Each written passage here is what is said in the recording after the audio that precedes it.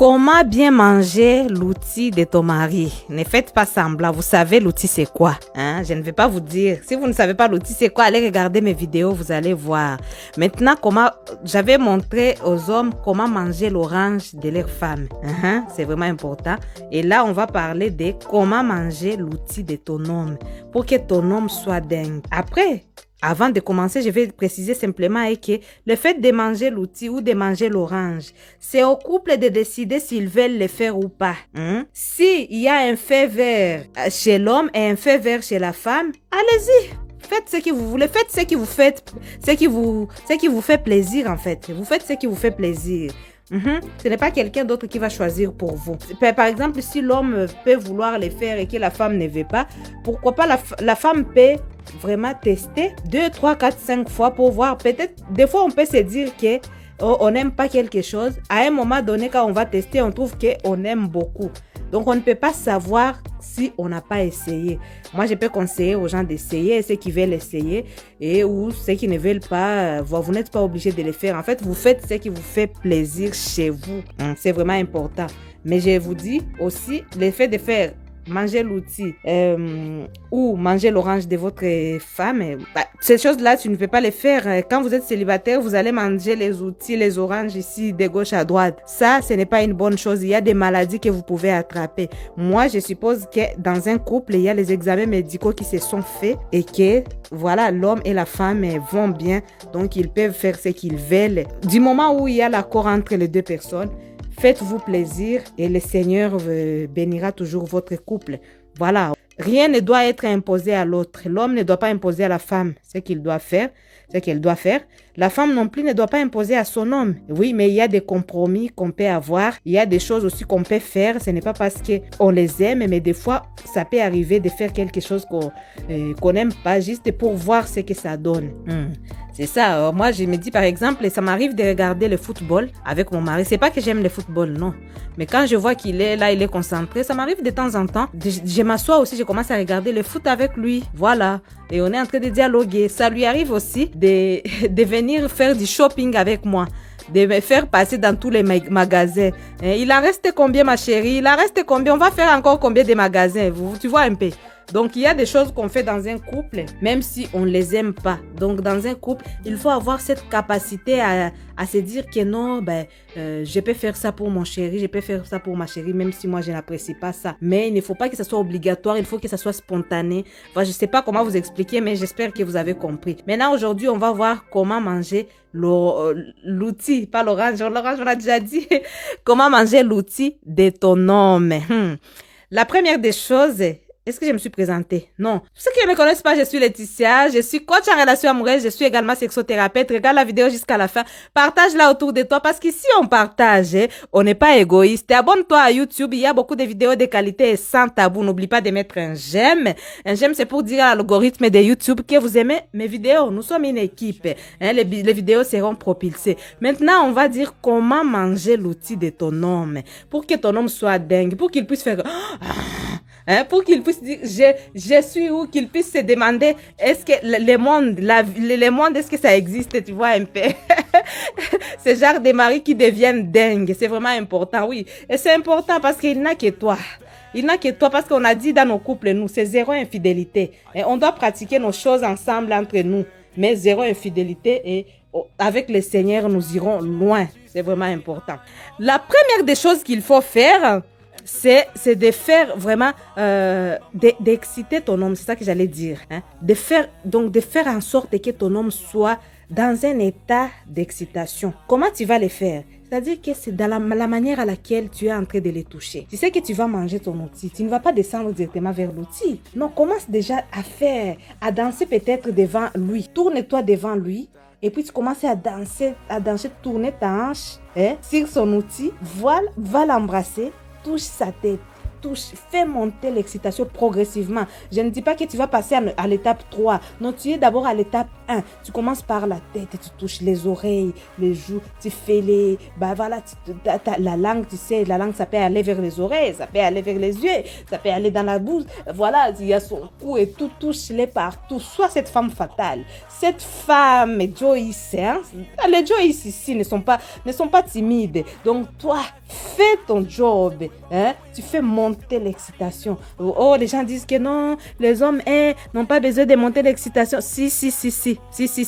Nous, nos hommes ici, les hommes de tous les Joyce ici, n'éjaculent pas seulement. Non, les hommes de Joyce, non seulement ils éjaculent, ils ont leur orgasme, ils jouissent aussi. Voilà, on ne veut pas qu'ils soient là en train d'éjaculer simplement parce qu'ils avaient les trop plein, parce qu'ils avaient trop envie. Non, ils doivent avoir l'orgasme aussi. Ils doivent que, oh, tout ça là. Vous avez vu les choses comme ça. Donc, il faut faire monter l'excitation dans ton homme. Il faut qu'il soit suffisamment excité. Quand tu as fini ça, ma chérie, ce que tu vas faire maintenant. Donc, en numéro 2, tu vas maintenant te positionner. Choisir une bonne position, ma chérie. Choisis une bonne position. Parce que quand on mange l'orange, si tu prends la mauvaise position, bah tu risques de manger l'endroit où tu ne devais pas manger. Mais quand tu es bien positionné, cet orange, non, c'est pas l'orange, cet outil-là, pardon. Bon, même l'orange, c'est la même chose, l'orange des hommes, on va dire. Donc, l'outil-là, quand tu mets l'outil dans la bouche, il faut que tu saches comment les positionner. Donc, comment tu vas te positionner maintenant? Il y a plusieurs positions. Est-ce que je vais faire ça dans cette vidéo? Donc, tu peux même soit te positionner à position où toi, tu es par exemple à genoux. Tu te mets à genoux. Si tu as fini de les toucher, exciter et tout ça, tu te mets à genoux et puis tu commences à manger son outil. Ou soit ton homme, il est allongé.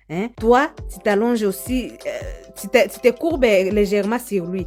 Tu commences à manger son outil. Soit toi, la position qu'on appelle la position 69, c'est-à-dire que toi, tu es vers, ta tête est en bas vers ses pieds et voilà, et vice-versa, tu as compris. Donc, tu commences à manger l'outil en état de ce côté-là. Le bonheur de ça de ton chéri. Waouh! Toi-même, il faut voir. Je vois que tu me regardes, tu es en train de me regarder. Mais like, mais j'aime et ça me fera plaisir. En numéro 3, ce qu'il faut faire, il faut choisir, il faut utiliser les mains. Quand tu es en train de manger l'outil, tu ne vas pas rester comme ça seulement immobile. Non. À un moment donné, soit tu prends la main qui va tenir un peu légèrement cet outil-là. La main peut positionner l'outil bien. Dans ta bouche, la main peut arranger bien l'outil où tu peux faire des jets. Tu enlèves d'abord l'outil de ta bouche, tu utilises ta main, tu touches aussi de temps en temps doucement. Là, derrière l'outil, vous voyez, il y a des boules d'orange là qui sont derrière l'outil. Ces boules d'orange là, tu les touches aussi de temps en temps avec la main et tu es en train de manger l'outil. Donc, utilise la main, ma chérie. Ne sois pas timide. Utilise aussi la main. En numéro 4, c'est les regards. Oui, quand tu manges l'outil, tu ne vas pas être bon. Tu es en train de manger l'outil et tu n'es pas là. Déjà, toi, ma chérie, tu dois d'abord être dans un état d'excitation, c'est-à-dire que tu ne fais pas la chose alors que tu n'aimes pas. Je vous ai déjà dit, quand tu fais quelque chose alors que tu n'aimes pas, ça va se ressentir directement. Tant mieux, il vaut mieux que tu laisses. Mais quand tu fais ça, quand tu manges l'outil de ton homme, il faut les faire alors que toi-même tu aimes. Parce que quand tu aimes, la manière dont tu vas les faire, ça ne sera pas pareil quand tu n'aimes pas. Donc, à ce moment-là, ce que tu vas faire, tu vas regarder ton homme. Quand tu es en train de manger son outil, tu es en train de regarder. Et quand tu les regardes avec ton regard là amoureux, ton regard là qui a envie, ton regard là qui est déjà excité, ton regard exceptionnel, à ce moment-là, ton homme va voir que, non, ma femme, elle est loin. Ma femme, elle est loin. Ça va encore susciter des choses dans ton homme. Et il faut utiliser les regards exceptionnels. Tu es en train de manger, tu regardes. Là, quand tu es à genoux, tu les regardes en même temps et tu es en train de les faire. Le bonheur de ça. Donc, il faut bien fixer ton regard vers ton chéri. À numéro 5, il faut bien prendre soin du capuchon. Vous savez, ne faites pas semblant. Moi, j'ai dit les capuchons. Les capuchons, vous savez, c'est quoi? C'est les glands. Les capuchons, prends bien soin du gland. Vous savez, les glands sont fragiles. Il faut savoir comment palper la langue sur les glands. Comment utiliser la langue sur les glands. Comment utiliser la bouche uniquement sur les glands. Tu prends uniquement les glands de temps en temps. Oh, ton mari va dire, c'est ce genre de mari que tu vas voir qui dit, Ma chérie, ma femme, tu fais quoi? Ma femme, ma femme, qu'est-ce que tu es en train de faire? Non, il ne va pas mourir. Voilà, il ne va pas mourir parce que tu sais le faire. Tu sais faire de l'art. Donc là, il est en train de savourer. Il est dans un autre monde.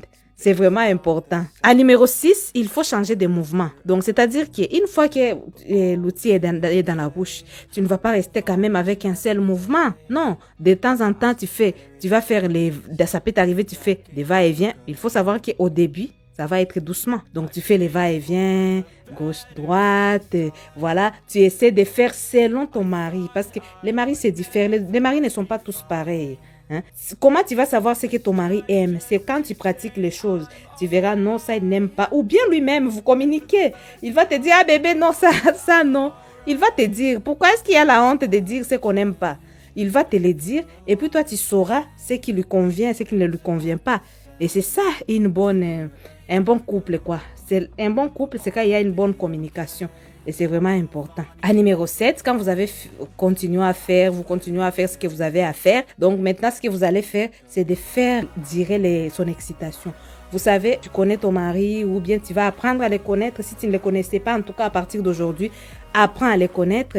Donc, il faut faire durer son excitation. Tu sais toi-même quand est-ce qu'il peut éjaculer. Donc, quand tu sais, il va éjaculer. Donc, doucement, doucement, tu peux sortir de la bouche, tu varies les choses pour éviter que l'éjaculation vienne rapidement. Parce que beaucoup d'hommes aiment aussi vraiment que l'excitation puisse durer longtemps pour éjaculer une seule fois. Il y a beaucoup d'hommes qui aiment ça. Donc, il faut apprendre à connaître ton mari pour savoir ce que lui, il aime. En fait, c'est à toi de voir. Une fois qu'il va finir, et tu verras au niveau des mouvements, tu verras au niveau de la vitesse, tu verras au niveau de la cadence. Et puis, du coup, tu auras le temps de les mettre de côté ou bien de les mettre dans ta fleur. Voilà, ça dépendra de comment toi tu veux, comment lui il veut, comment vous deux vous voulez. C'est vraiment très important. Voilà. Au moment de la fin, c'est à vous de décider.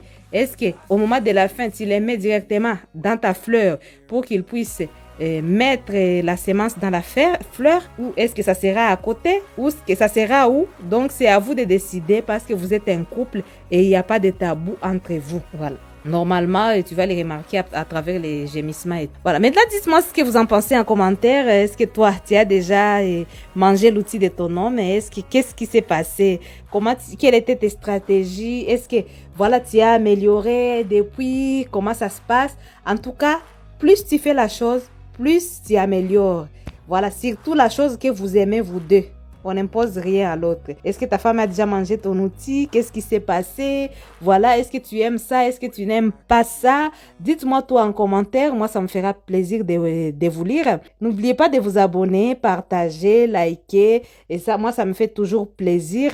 Je vous fais des gros bisous. Je vous dis à très bientôt pour une nouvelle vidéo.